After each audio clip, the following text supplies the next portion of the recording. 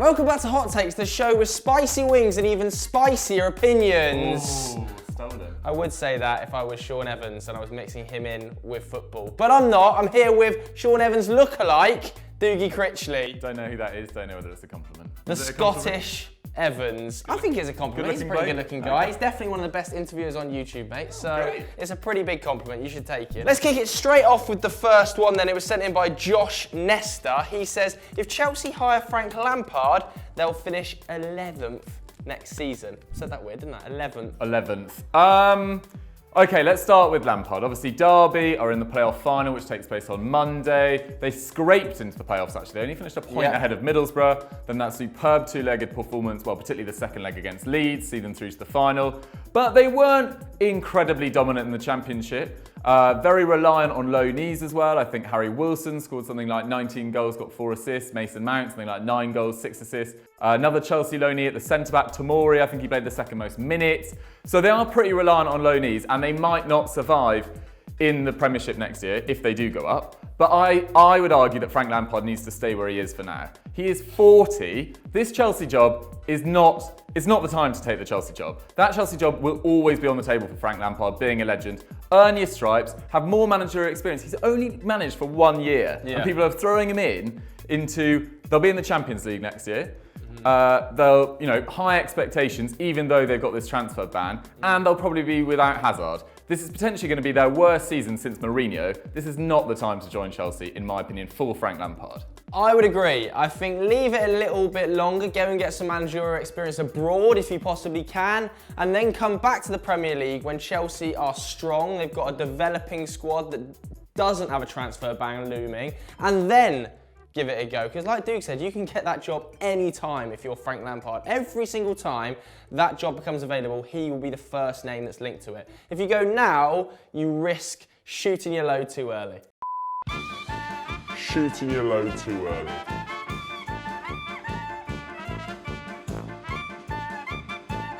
%. What an analogy. So I think Frank should hold off, but if he does go there, let's hypothetically say he goes there in the summer, I don't think they finish 11th. I really think that even with Frank Lampard, 1 year's worth of managerial experience under his belt, he sees enough of a boost around the club to see them finish at least top 8, probably top 6 still. Even look at the way Ole Gunnar Solskjaer came into Manchester United. Not really got any managerial experience, probably not the best tactician, not even really got as good a CV as Frank Lampard has now after a season. So his boost was massive, still managed to finish top 6. So drop down to 11th, I think is a little bit harsh, particularly as some of the lone players he's got so much out of. You talk about the Mason Mounts, the Tomoris, at Derby are Chelsea loanees. So he will have some experience of bringing through youngsters, and I'm sure Chelsea fans would be very much behind him. But I agree with Dukes. Overall, stay at Derby County or move abroad.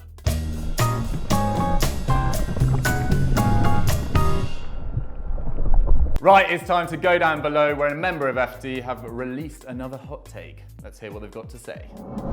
Yes, I'm down here in the FD dungeon. Again, I come here a lot, especially in my free time, because I'm sad and never want to leave football daily. However, my hot take this week is said to be a spicy one. I think the transfer window should go on until the end of August like it used to. There was so much more controversy, so much more fun. Your team will be playing a football match, and an hour later after you've lost, you've signed a player. It also allowed teams to kind of trial the squad they had, and if they needed another centre midfielder or a striker, or they had an injury after a few games, they could bring in someone. Currently, it now closes a couple of days before the season, which is fine, but there's no fun, there's no chaos, there's no Jim White running about being, oh my God, can you believe, this guy's outside the training ground and not allowed in. Remember Wingy, was that his name? Yeah. Oh, he was a barrel laugh, wasn't he? Transfer deadline day as well was more exciting because things used to happen all the time. Nowadays with transfers, they're done within the first couple of weeks, within the first couple of months, rarely within the final week of the deadline. Who knows? Maybe this whole Chelsea mess, we could have a whole B plan if this was still the case. But we didn't, and that's a whole other hot take for itself. But what did you guys think of my hot take? Is it spicy? Is it a load of bull crap? Do you agree with it? Do you not? Are you happy with what it is right now? Please vote in the poll above, and you know, tell them I say hi, innit? I'll be here waiting. Moving on to our next 1/2. I'm going to involve 2 hot takes in one opinion-based sandwich. I love it. Here, Dukes, this is spicy. The first one was from Ashley Toomey. He said Gareth Bale could be a top 5 player in the Premier League if he comes to England. And Madav said Gareth Bale can single-handedly return Man United to Premier League glory whilst improving the players around him. So 2 positive opinions about Gareth Bale returning to England. What are your thoughts? I think he would be in the discussion around the top 5 players in the Premier League, but I don't think it'd be clear. He's turning 30 in July. People need to bear that in mind. He's had a lot of injury issues over the last few years. Obviously, when he's been on the pitch, I think it's actually understated how well he's done at Real Madrid. I was reading today that he averages 0.7 goal contributions per game in La Liga. Crazy. That drops to 0.5 in the Champions League. Obviously, 3 Champions League. He still takes nearly 4 shots per game in La Liga. Yes, there's been issues, but if I was a Premier League club that wants to sign Bale, it wouldn't be Man United, I don't think. I think Man United should Definitely be going for younger, more promising, longer-term options. Bale is not the answer to their problem. Someone like Jadon Sancho is who they should be going for, even Nicolas Pepe as a backup. But if I was Spurs and I could get him on loan and potentially pay half his wages, I think that's a great move for Spurs.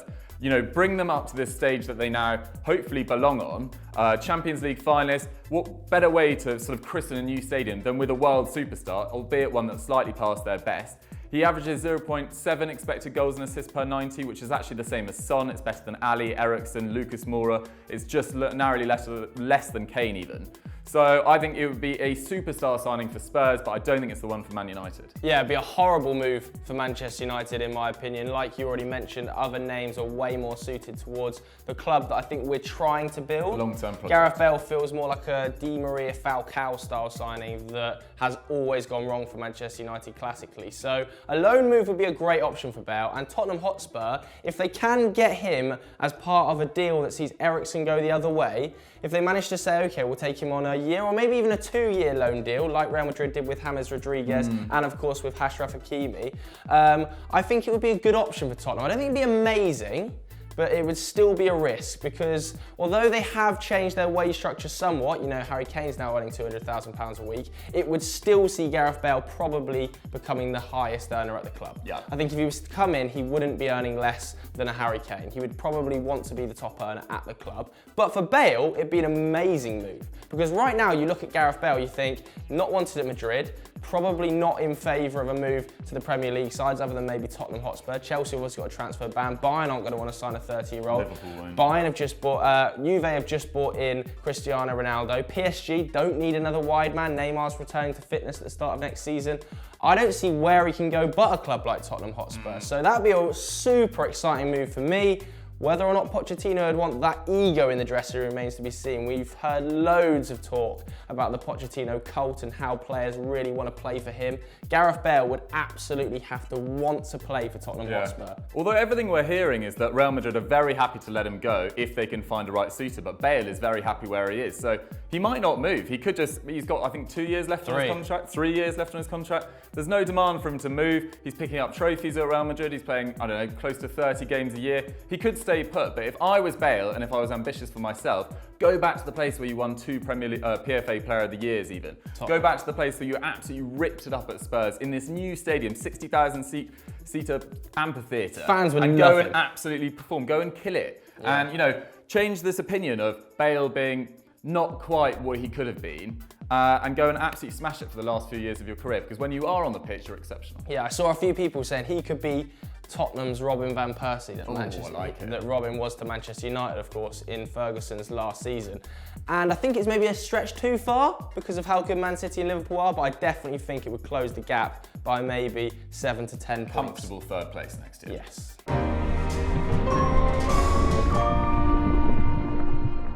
Let's get on to the personal question hot take. If you want to submit a hot take next week, of course, you can send it to us on Twitter, on Reddit, and in the comments below here, to be honest, everywhere.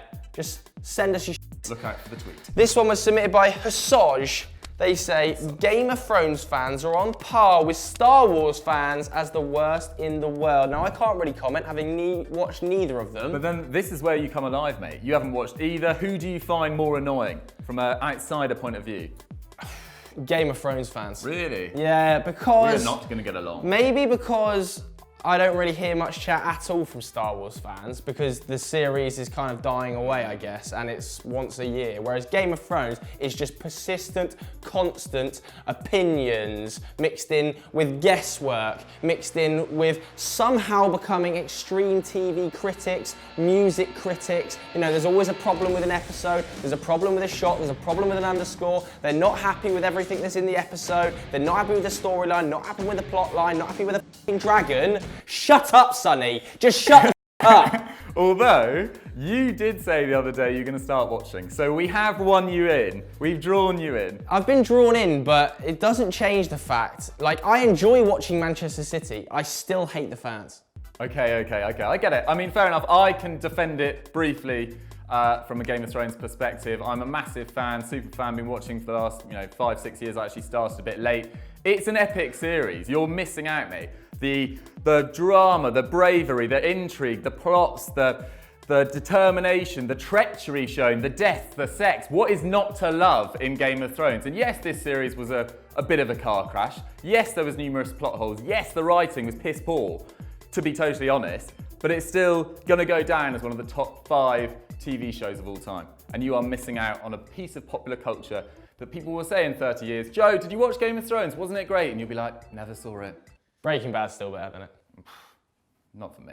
So that's it for this episode of Hot Takes. Like I said before, make sure you comment your hot takes below. Doogie, what else can people watch? Go over to FDFC. Go and check out the last ever Sevens. Sad times. Go and check out Squad Goals, where the form is a bit topsy-turvy at the moment. And obviously go over to EFD and watch all the good stuff on there. So Stat Wars, etc.